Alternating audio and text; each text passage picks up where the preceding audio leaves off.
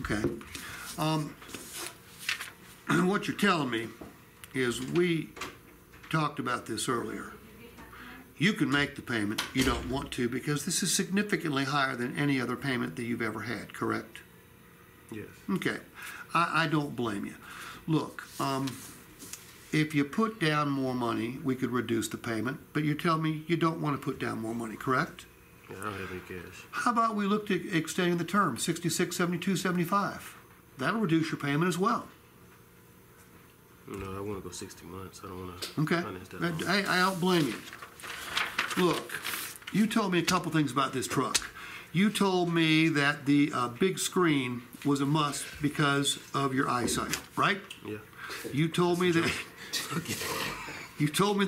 heated seats and heated steering wheel were must because of the, well, let's look at the weather outside today, correct? Yes. And there were a number of other things on that truck you said you had to have. Those things are about $200 a month versus another truck just like it without those things. So we could do one of two things here, okay? We could, A, look at another truck, which I don't think is a good idea because you picked a truck out that you, A, you deserve, and B, you can't afford. So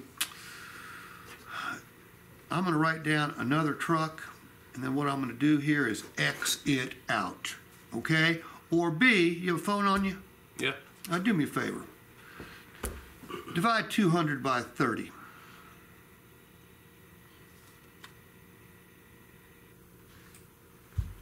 $6.66? Mm-hmm. Okay. Let me ask you a question. You love the truck, right? Yes. Are you going to let $6.66 stand in the way of you driving that truck home today? Because that's how much a day it's going to cost you. That's it. $6.66. A pack of cigarettes. Okay, that right there. No, can't do it, Steve. Okay. You know, this payment isn't exactly right because it's going to be $1,306 with no money down to $1,316, but that's not right either. Do me a favor. Divide 4,500 by 61,000.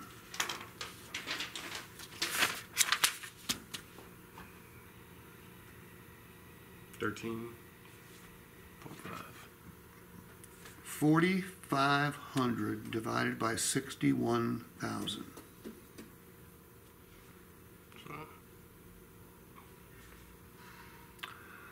That's 7%.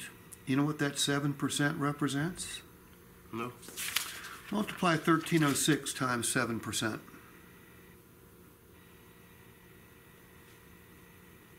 $91.42.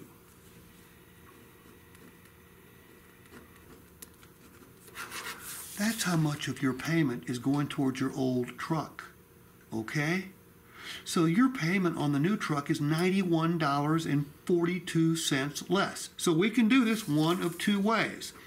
A, you put down $4,500, okay, and the payment goes down by $91. Or B, keep the $4,500 wherever you have and live with the $1,306, which you'll quickly get used to.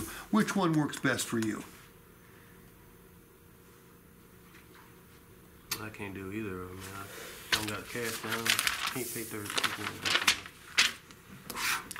What I'm going to say next is going to sound crazy, okay? $1,306 at 60 months. That's what we're looking at for you to take your new truck home. And it's a $54,000 truck. Now, you're not going to pay $1,306 a month to drive this truck, okay? What you will do is you will write a check out every single month for $1,306.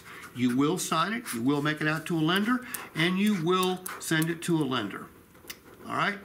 So if you're going to do that, and I'm telling you you're not going to pay $1,306 to drive the truck, that doesn't make sense, does it? No, I don't. Okay. Well, there's a method to my madness. Look, everybody knows one thing. Everybody knows this truck is going to depreciate. All right? It's not going to depreciate like it used to, but it will depreciate.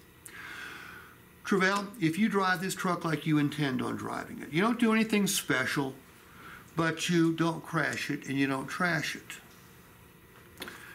When you make this 60th payment of $1,306, 5 years from now, what's coming back to you in the mail? I don't know. The title.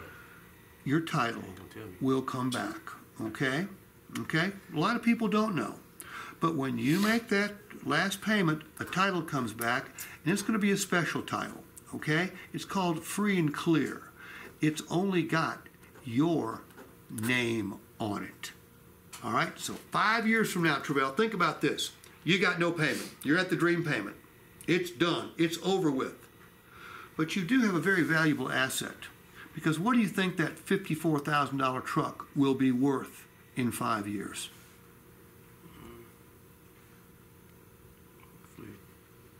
35,000. Let's be more concerned. Let's say it's only worth 30, okay? Do me a favor. Divide 30,000 by 60.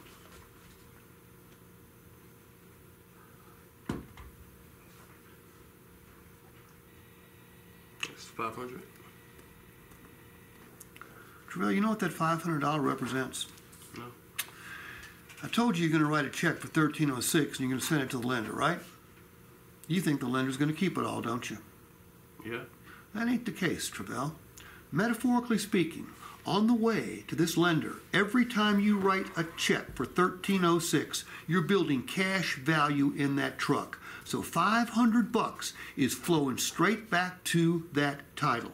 So in effect, you're not paying $1,306, you're paying $806 a month to drive the truck. Okay, that right there, so I can get that truck ready for delivery. Alrighty. Nice points. All right. Now, have I told the truth the entire time? Yes. Okay? He's not paying for one truck, is he?